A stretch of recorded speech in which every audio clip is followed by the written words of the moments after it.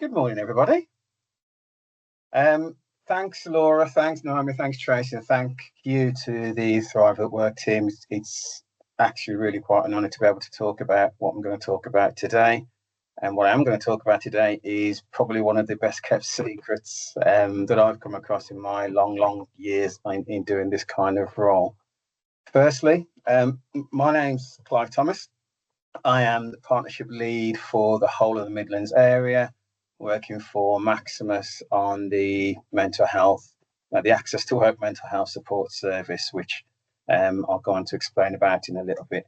Before I do that, what I want to do is to share just a minute and a bit of a lady's journey, which will kind of put today into context. Came out yesterday, so I'm really quite keen to share it with everybody. So bear with me while I share my screen. I was living on a roller coaster. My whole life was so up and down. I didn't know which way was next. I was a lot more broken than I allowed myself to believe. And that's when I was introduced to Maximus. So I was going through a very traumatic situation outside of work. It was quite a long-term situation over most of last year. Somebody very close to me who was seriously ill but didn't realise at the time left it and then became terminal. It impacted my mental health, my ability to cope, but that then impacted my physical health as well. I started struggling with anxiety and nocturnal panic attacks. I cannot impress how much you think in the moment, this is my last breath. It's terrifying. My ability to focus was diminishing. I found I was struggling to concentrate. When I realised that actually I was much worse than I'd sort of acknowledged to myself, I reached out to Access to Work mental health support service. I think that's where everything started to change, and I started to change my world back to something a bit more normal. Maximus made it easy to talk. My mental health support service coach, Rudy, provided links and advice and suggestions around how to manage what I was feeling. I didn't have any pressure put on me around how much time it was taking. The support that Rudy provided was absolutely first class. He was amazing. If I hadn't received support, I would most definitely have ended up long-term sick, and that would have been a real struggle to get back again, to get my mental health back. It completely changed my life, and it can do that for anybody. So I'm sure, as with me, that hits home what we're going to talk about today.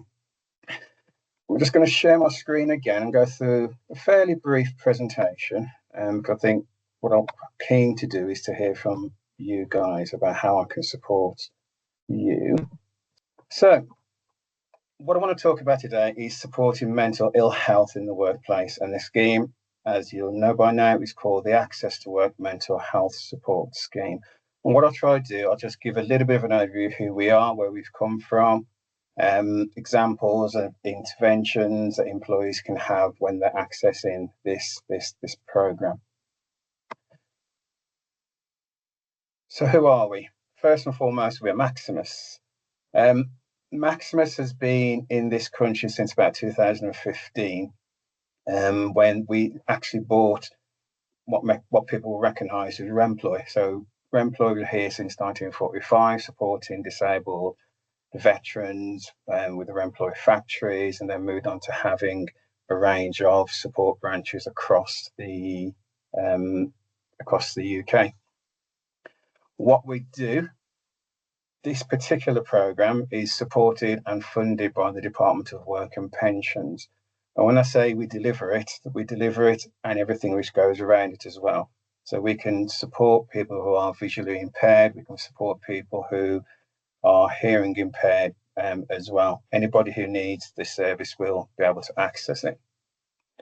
What is the service? So it's actually 9 months of confidential vocational support, and it's designed to help employees to stay in or return to work. We've been running it since 2011 in effect, and to date we've supported over 39,000 employees with a mental health concern to do just that, to stay in or return to work. How do we do that?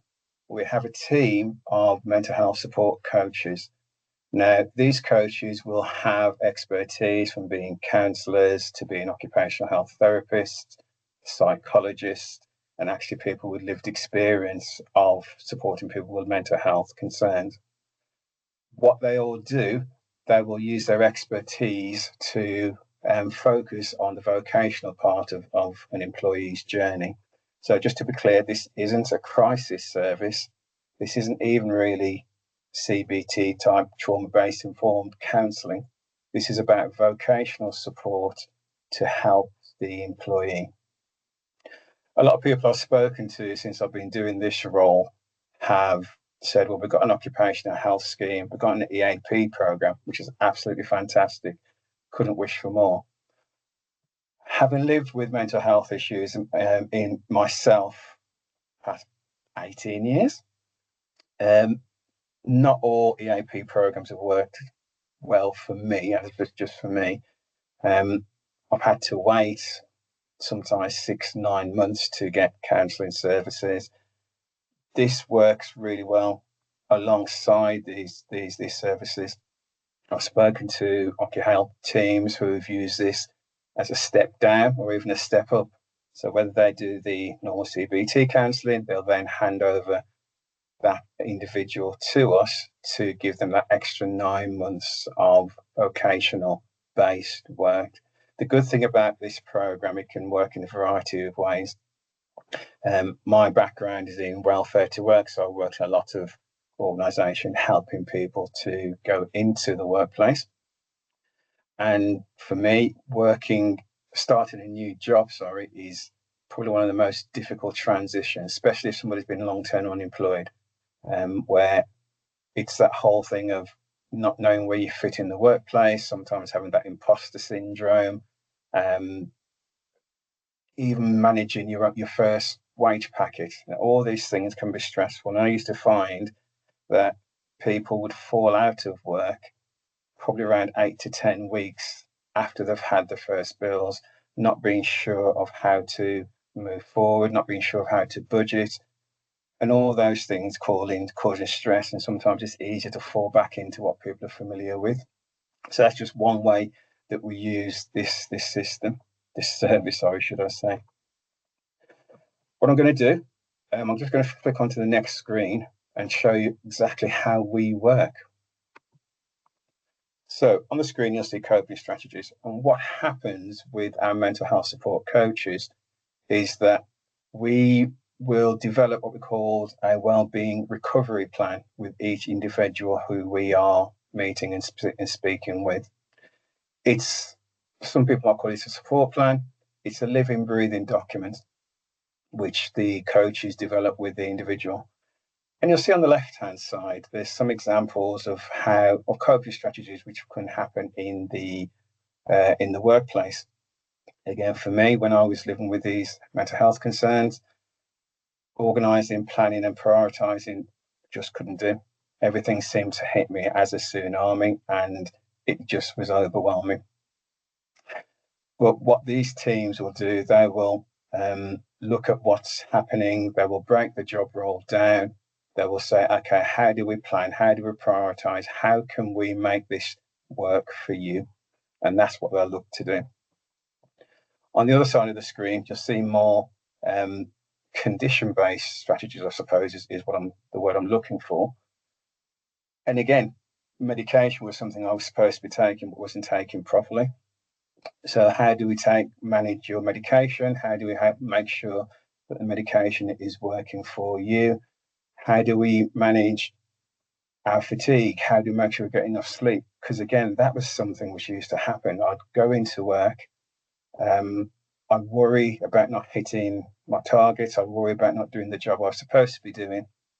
I would take that home with me and it would affect my home life. I wouldn't sleep properly. So I'd go into work the next day feeling more tired and more worried. And that kind of spiral just went round and round and round and round until being able to break that cycle and actually teaching yourself almost to relax and teaching yourself how to get a good night's sleep as well. And again, that's what our coaches will do. These coping strategies, There are millions of them which you can use. There are so many we can do. And what the coaches will do, they will work with the individual and they will just encourage them to use things, to try different things in the workplace. And if it's working, fantastic, brilliant, carry on doing them. If it's not, it will change. They have enough experience, they have enough expertise to be able to do that and guide the individual along the journey. Now, how do you get access to this service? There is two main criteria, and those are on the screen. One, you've got to be in paid employment. So this is aimed at people who are in paid employment. And it's a broad range of paid employment, from temporary work, permanent work, self-employment, apprenticeships, even zero-hour contracts we can work with. Preferably, it's better to get to people whilst they're still in work so we can work with them and practice what we're doing on a daily basis. But we work with a lot of people who've already been signed off sick and help them to get back into the workplace. The second eligibility criteria is having a mental health, I'm not going to say condition, I'm going to say concern, because it doesn't have to be diagnosed. It could be somebody living with low mood, low anxiety, but it must be affecting what they do in the workplace, so the productivity, attendance, or general well-being. Those are the two criteria which we look to fulfill, and those are checked by our commissioners, and then we check to make sure people are eligible and want to carry on and receive the service. What's important for me is the customer journey as well. How does it work? And I will share the referral details later. So an individual can be referred, they refer themselves, or they can be referred by their employer over our website, over the phone or email, or even QR code, which you'll see later on. What happens then is those details, again, as I said before, they're checked by our commissioners to make sure people are eligible. And within 2 weeks, a telephone assessment will happen. Now, they normally be quicker than that, but we say 2 weeks just in case there's a slight delay. And the aim is to get to people where they are when they need the support. I suppose almost a strike whilst the iron's hot kind of mentality. What will happen then? The first support plan will be developed with them, with the mental health support service coach. And what they'll do, they'll literally talk about the job. They'll talk about the challenges which they're having and start to discuss interventions which they can make to help and support that journey. Now, that carries on then for a full 9 months. When I say 9 months, you have 9 monthly remote appointments with the coach, and that can be over telephone or it could be over video call, whichever suits the individual. The hours as well, which we work, have changed. So we can work from 8 in the morning until 8 in the evening. And the reason for that is that not every employer has the vision who wants to allow the individual time to have an hour's call. So we can do it from 8 o'clock in the morning or after work, whichever suits the individual. That's not to say, though, that if people are struggling in between appointments, depending on caseload and availability, that I know the coaches will have slots available where they can talk and have a light catch up with that person. Now, after 6 months, the employer will get a report which kind of summarizes and shows how they've been getting on, what's been really working, what's worked well for that individual. And that, again, obviously is theirs to keep a track of, to make sure they carry on progressing. And then after 9 months, the employee then receives an exit report. And the exit report has all the resources, all the coping strategies which they've learned over the previous period. And it's theirs to keep. What we're aiming to do is to have a long-term effect on the individual's journey. We don't want to see people fall back. We want to make people happier in the workplace. Now, I'm going to go to my next one. I can't remember if I actually shared my sound again, but hopefully I have. If not, I'll stop and reshare.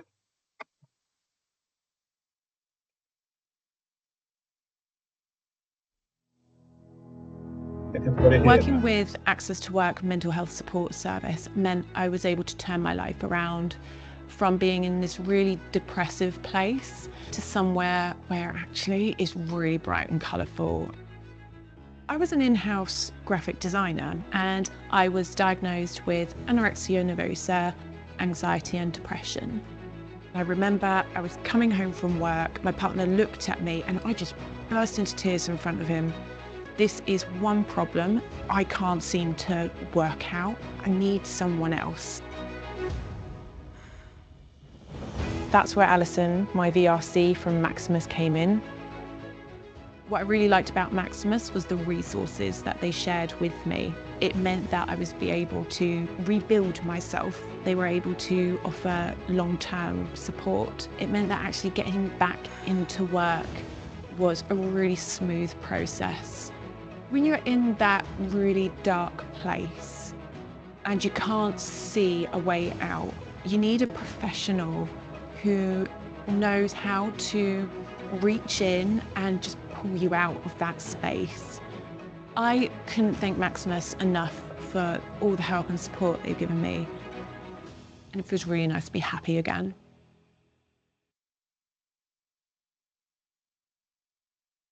And that's the thing. It feels really nice to be happy again. We spend a lot of time in work, and to be able to say that means an awful lot, because if you're not happy, then well, it's not a nice place to be. I spoke about referring. Now the process is really, really simple. There are 3 ways you can refer yourselves into the service: the telephone, via email, and the self-referral portal.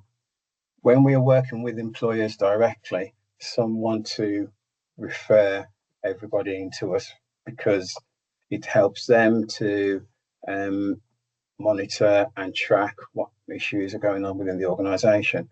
But just to be clear, primarily it's a confidential service. It's a confidential support service for employees. If an employee doesn't want us to talk to the employer, then we won't. If they do, when we talk about workplace adjustments and that, then they will do a consent form, and then we will be able to speak to the employer. I do want to give a bit of a Brucey bonus as well, because I don't normally share this here, but I'm going to do it today because I think it's really, really useful. It's our resources which are available for all employers. Bear with me. And for me, this is really, really important to be able to share the message. So every employer we work with will have access to an Employer Toolkit.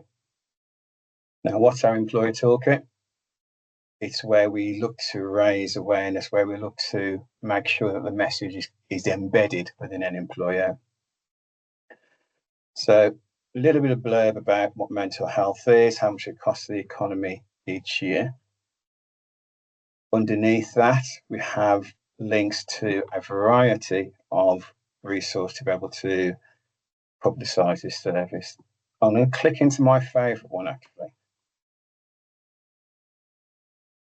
So we want to create inclusive workplaces for anybody with health and health issues, disabilities. I suppose that's building on the work which we've done as Remploy, using that experience.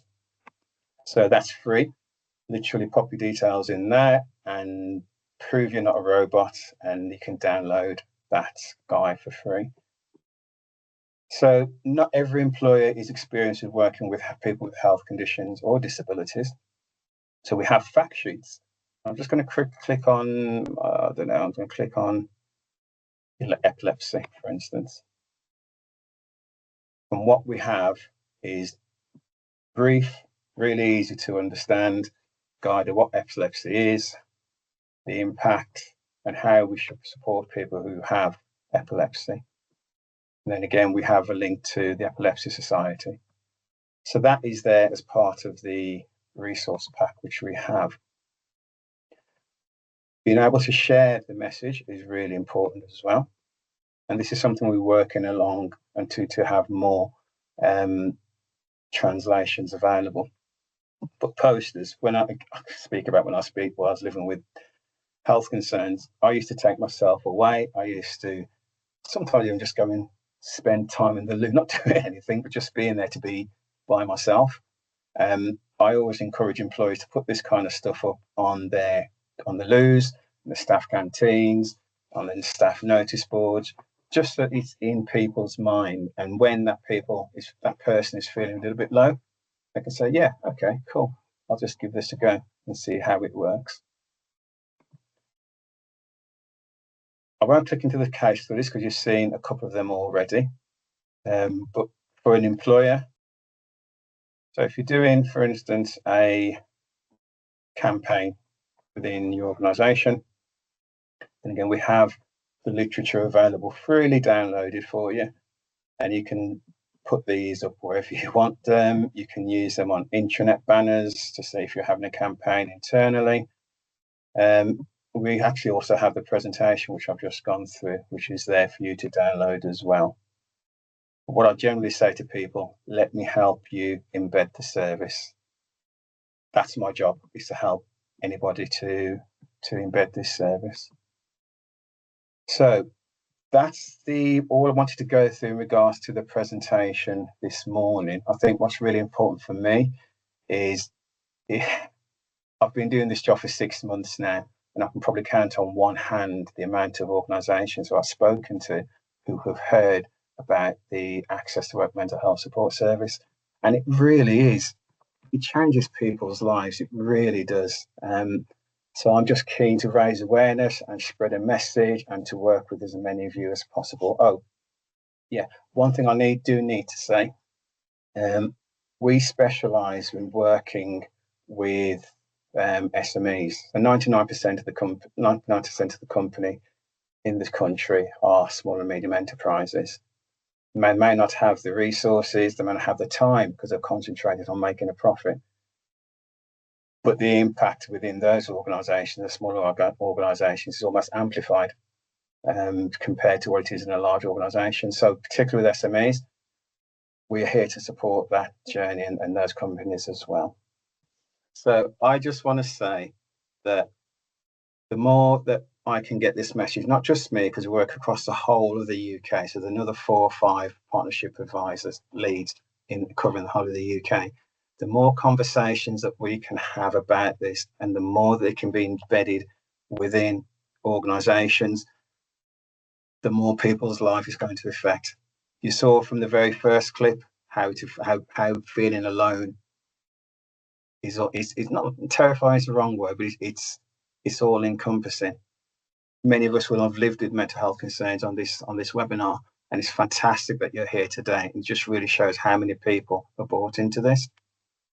But there's going to be Joe blogs or Josephine blogs out there who hasn't heard of this, and if we can reach that person and make a difference in their lives, then that's going to have a ripple effect, and that ripple effect will just, from a hard-nosed business point of view, recruiting costs money, training costs money, but actually from an emotional point of view, if we're helping that individual to be happy, as Amy said, happy in the workplace, then for me, that's job done, to be honest with you. So yeah, happy to reach out, happy to speak to absolutely anybody. Fantastic. Thank you so much, Clive.